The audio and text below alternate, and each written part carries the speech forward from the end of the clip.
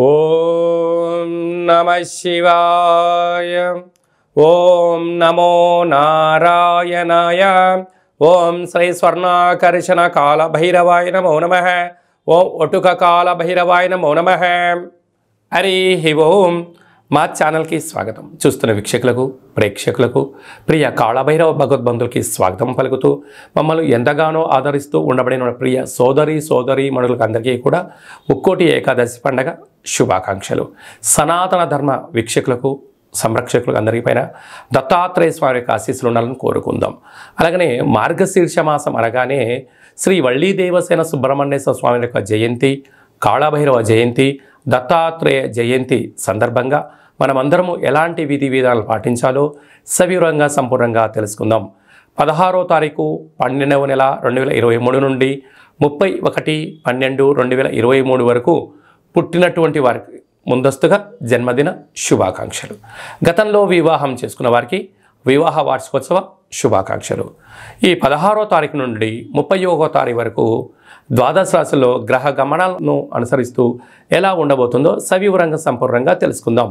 మేషరాశిలో గురు సంచార స్థితి, కన్యరాశిలో కేతు సంచార స్థితి, తులారాశిలో శుక్రుడు స్వక్షేత్ర సంచార స్థితి, వృశ్చిక రాశిలో కుజుడు స్వక్షేత్ర సంచార స్థితి, ధనుసు రాశిలో రవి బుధ సంచార స్థితితో బుధాదిత్య రాజయోగంతో ప్రయాణం అవ్వడం, కుంభరాశిలో శనేశ్వర స్వామి స్వక్షేత్ర సంచార స్థితి, మీనరాశిలో రాహు సంచార స్థితితో ద్వాదశ రాశుల్లో గ్రహ గమనాలు ఈ విధంగా ఉన్నాయి. ఇక్కడ విశేషంగా శుక్రుడు స్వక్షేత్రకారకుడు, కుజుడు స్వక్షేత్రకారకుడు, శనేశ్వర స్వామి వారు స్వక్షేత్రకారకుడు. విశేషమైనటువంటి 3 గ్రహాలు స్వక్షేత్రంగా ఉన్నప్పుడు ఎలాంటి ఉపయోగాలు ఉంటాయో సవివరంగా సంపూర్ణంగా తెలుసుకుందాం.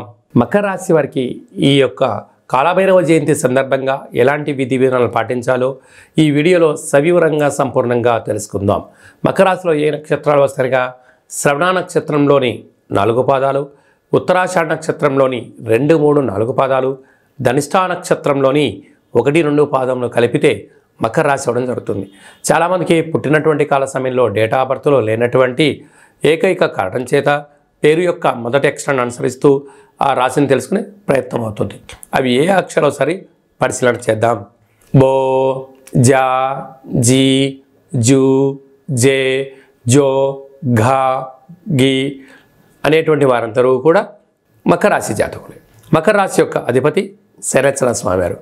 వీరికి ఒకవైపు ఏళ్ళ నాటి శని చివరార్ధ సంచార స్థితిలో ఉంది కనుక ఇలాంటి కాల సమయంలో తొందరపాటు నిర్ణయం ఇది సరైన సమయం కాదు. వృత్తులలో, ఉద్యోగాలలో, వ్యాపారాలలో, సేవారంగ కార్యక్రమాల్లో చేసేటువంటి వారికి ఓపిక, పట్టుదల, సహనం, పెద్దవాళ్ళు చెప్పినట్టు వినడం, స్వయంగా తెలుసుకోవడం, దానివలన రాబోయే కాలంలో సమయం, ధనం 2 వృధా కావు అని గమనించగలగాలి. అలాగనే తృతీయంలో రాహు సంచార స్థితి ఉండడం వలన కంటి సమస్య, పంటి సమస్య, నరాల బలహీనత, వృత్తులలో, ఉద్యోగాల్లో శత్రువులు పెరగడం, అనారోగ్య బారిన పడే పరిస్థితి ఉంటుంది. కనుక సకాలంలో తిండి, సకాలంలో నిద్ర, సకాలంలో తగు వ్యాయామం, సూర్య నమస్కారం అవసరమని చెప్పి గుర్తుపెట్టుకోగలగాలి. అర్ధాష్టమ గురువు కారణం వలన ఉద్యోగాలలో, చదువులలో, వ్యాపార సంస్థల్లో నిత్యము ఏకాగ్రత అవసరం, దైవనామస్మరణ అవసరం. లేకపోతే ఆవేశానికి వెళ్ళినట్లయితే అనేక రకాల అనర్థాలకు మీరే కేంద్ర బిందువు అవుతారు. తస్మాత్ జాగ్రత్త.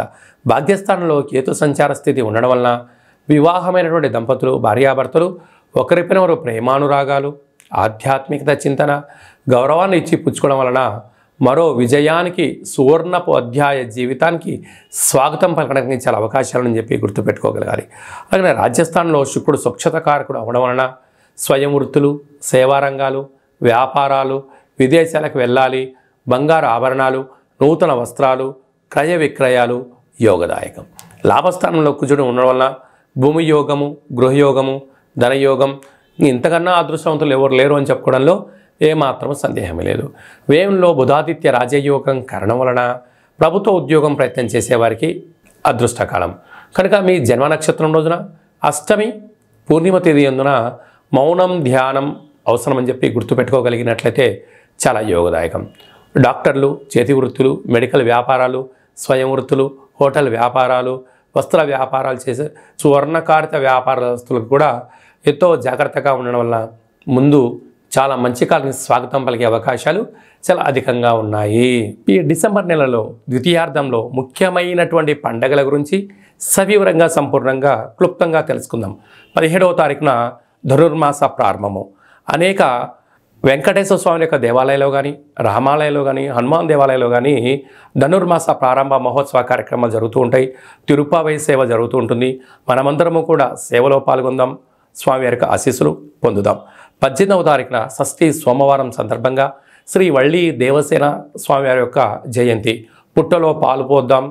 పంచముఖ నాగేంద్ర స్వామివారికి పాలు పోసి అభిషేకం చేసినట్లయితే జాతకంలో కుజదోషము, సర్పదోషము, నాగదోషము తొలగిపోయి వివాహం కాని వారికి వివాహము, సంతానం లేని వారికి సంతానము, ఉద్యోగం కావాలి అనుకున్న వారికి ఉద్యోగము, సంపూర్ణమైనటువంటి కుజ, సర్ప, నాగ, పితృదోషాలు తొలగిపోతాయని చెప్పి గమనించగలగాలి.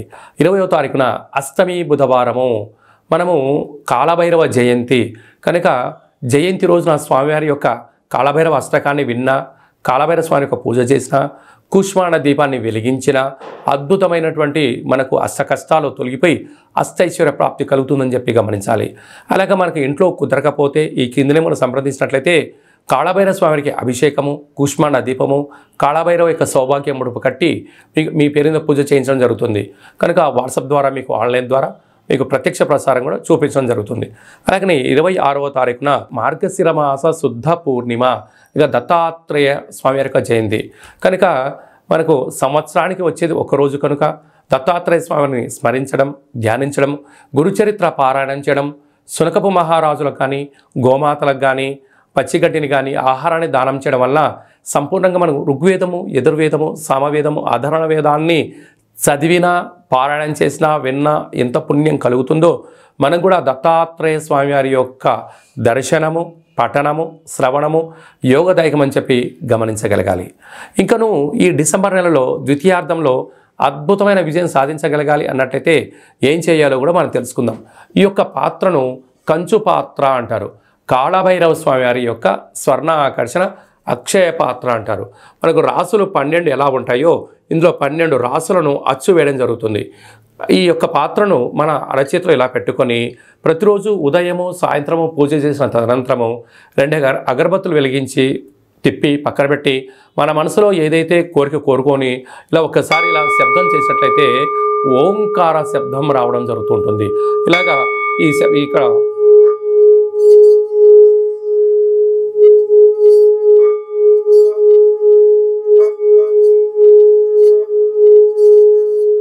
ఈ యొక్క అక్షయ పాత్ర ద్వారా ఈ శబ్దాన్ని సృష్టించడం వలన ఓంకార శబ్దం ద్వారా గృహంలో ఉండబడినటువంటి వాస్తు, నరదృష్టి, శత్రు ప్రభావ దోషాలు తొలగిపోతాయని చెప్పి గమనించగలగాలి. అక్షయము అనగా నశించబడినటువంటిది. కాళభైరవుడు అనగా కాలం అనేటువంటిది మనకు అనుకూలంగా ఉండేటువంటి పరిస్థితి ఉంటుంది. పిలిస్తే పలికే ఏకైక భగవంతుడే కాళభైరవ స్వామివారు. కనుక మనమందరము కూడా ఈ కాళభైరవ జయంతి సందర్భంగా స్వామివారిని స్మరిద్దాం. గృహంలో కూష్మాండ దీపాన్ని లేక నారికేల దీపాన్ని వెలిగించుకుందాం. అక్షయ పాత్రను సొంతం చేసుకుందాం. ఇంట్లో పెట్టుకొని సకల యంత్ర, మంత్ర, తంత్ర, పరతంత్ర, తాంత్రికపరమైనటువంటి దోషాలు తొలగిపోయి సంపూర్ణమైనటువంటి అష్ట కష్టాలకు స్వస్తి పలికి అష్టైశ్వర్యం స్వాగతం పలకడానికి మనకు కాళభైరవ స్వామికి ఆశీస్సులు ఉంటాయని చెప్పి గమనించగలగాలి. ఆసక్తి గలవారు ఈ కిందని మనం సంప్రదించి పొందగలరు.